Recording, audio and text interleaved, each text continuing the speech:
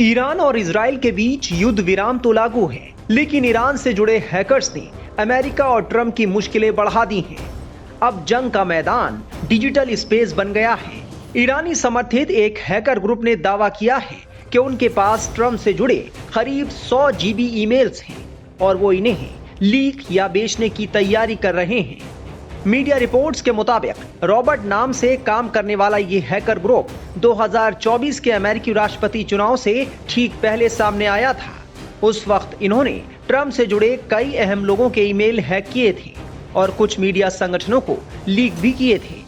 अब जंग के बाद ये ग्रुप फिर से एक्टिव हो गया है।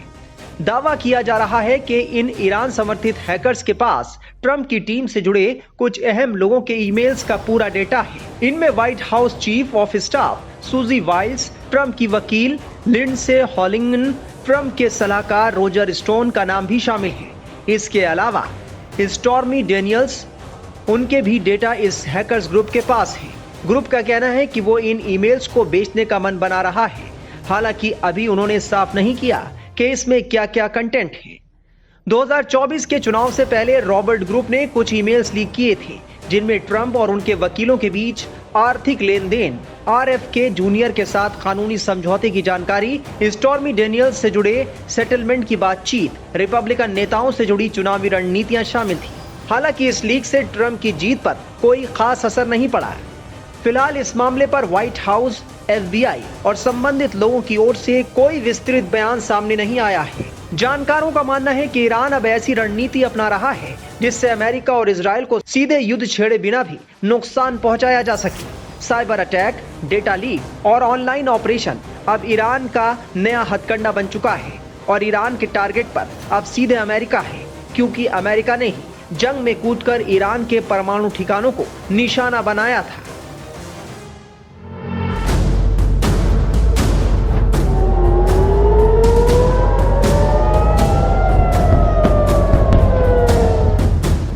दिनों ईरान और इजराइल के बीच हिंसक संघर्ष पूरी दुनिया ने देखा।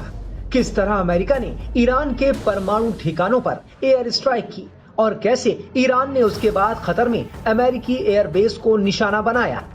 फिलहाल इजराइल और ईरान के बीच सीज फायर लागू है। इस सब के बीच सवाल है कि ईरान का 400 किलोग्राम एनरिच यूरेनियम कहां है। ईरान के परमाणु स्थलों पर अमेरिकी हमले के बाद गायब यूरेनियम की खोज के लिए कवायद शुरू हो चुकी है। अंतर्राष्ट्रीय परमाणु ऊर्जा आयोग यानी IAEA पहले ही कह चुका है कि फोर्दो न्यूक्लियर प्लांट पर अमेरिकी हमले के बाद कितना नुकसान हुआ, इसका आकलन करना मुश्किल है।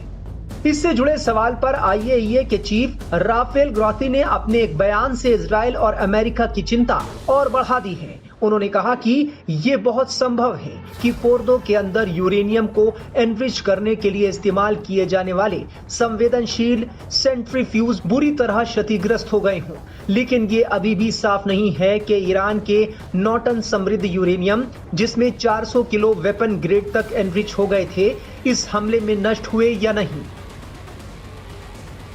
बताया जा रहा है कि ओली हेइनोनेन, जो 2005 से 2010 तक IAEA के टॉप इंस्पेक्टर थे, उन्होंने कहा है कि खोज में संभवतः क्षतिग्रस्त ढांचे से नमूना लेना काफी परेशानी भरा हो सकता है।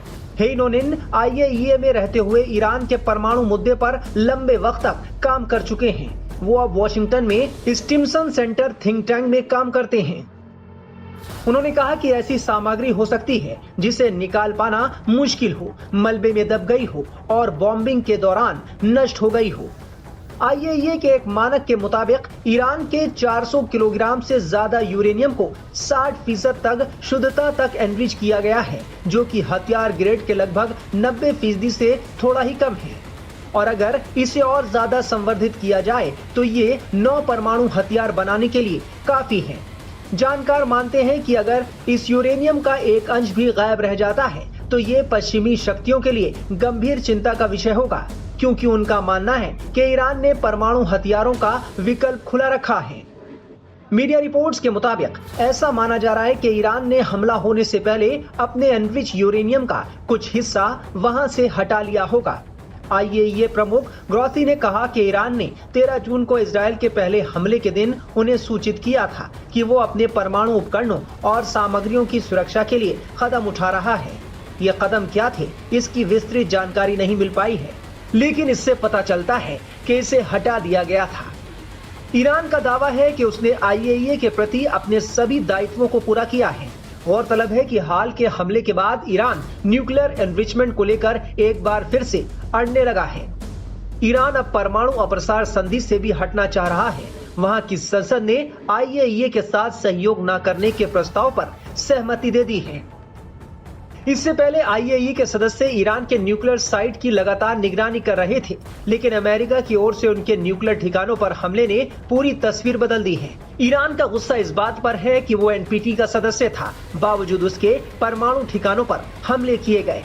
वैसे तो ईरान बार बार इस बात से इनकार करता आया है कि उसके पास परमाणु बम बनाने का कोई सक्रिय कार्यक्रम है। अमेरिकी खुफिया एजेंसी ने कहा था कि इस बात का कोई सबूत नहीं है कि तेहरान परमाणु बम बनाने की दिशा में कदम उठा रहा है।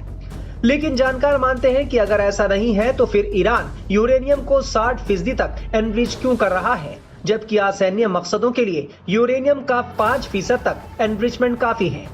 IAEA ने कहा है कि ईरान के पास अज्ञात संख्या में एक्स्ट्रा सेंट्रीफ्यूज हैं, लेकिन इसके लोकेशन की जानकारी उसे नहीं है। इससे ईरान एक नया या गुप्त यूरेनियम एनरिचमेंट साइट स्थापित करने में सक्षम हो सकता है। इसलिए इन हमलों के बाद गायब यूरेनियम की खोज करना और भी ज्यादा अहम हो जाता है। ईरान के न्यूक्लियर प्रोग्राम को देखें तो उसे 3 मुल्कों का हमेशा साथ मिला है, चीन, नॉर्थ कोरिया और रूस। चीन की मदद से ईरान का सबसे बड़ा परमाणु रिसर्च कॉम्प्लेक्स इस्फहान 1984 में बना। चीन ने 3 रिएक्टर सप्लाई किए। नॉर्थ कोरिया ने परमाणु केंद्रों पर अंडरग्राउंड सुरंगों के डिजाइन और निर्माण में मदद की, जबकि रूस के सैकड़ों परमाणु वैज्ञानिक आज भी ईरान के परमाणु केंद्र में काम कर रहे हैं। ईरान बीते 3 दशकों से एटमी हथियार बनाने की कोशिश कर रहा है, लेकिन नाकाम रहा, जबकि नॉर्थ कोरिया तमाम प्रतिबंधों के बावजूद एटम बम बनाने में कामयाब रहा। आज नॉर्थ कोरिया के पास 50 परमाणु बम हैं। दूसरी तरफ नॉर्थ कोरिया की ईरान के साथ लंबी दूरी की मिसाइलों के निर्माण को लेकर पार्टनरशिप है। यही वजह है कि दुनिया भर के तमाम एक्सपर्ट्स मानते हैं कि इस वक्त सिर्फ और सिर्फ किम जोंग ही खामेनेई के एटमी बम वाले सपने को पूरा करवा सकते हैं। इस बात ने कहीं न कहीं अमेरिका और इजराइल की सबसे ज्यादा चिंता बढ़ा दी है।